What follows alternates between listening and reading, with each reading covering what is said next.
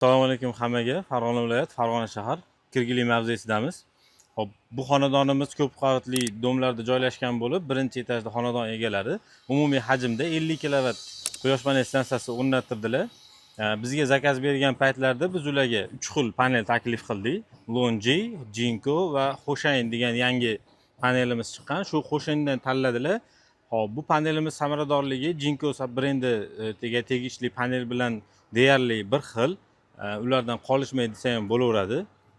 Xo'p, invertorimiz D, ko'rib turganlaringizdek, bu shitimizda hozir uziplar, avtomatlar, barcha himoyalar va qo'shimcha yana avtomatlar hammasi счетчикlar o'rnatib berilgan.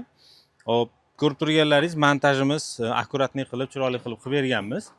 Va yana aytishimiz mumkin bo'lgan, hozir samaradorligimiz hop, bir kun hisobiga hozirgi kunda mana soat 4 bo'lyapti, 20 ta ekan kunduzgi. Shunda bizda 237 kilovat ko'rdik, 240 kilovatga chiqdi. Qo'yilgandan beri, qo'yilganiga mana 3-4 kun bo'lib qoldi.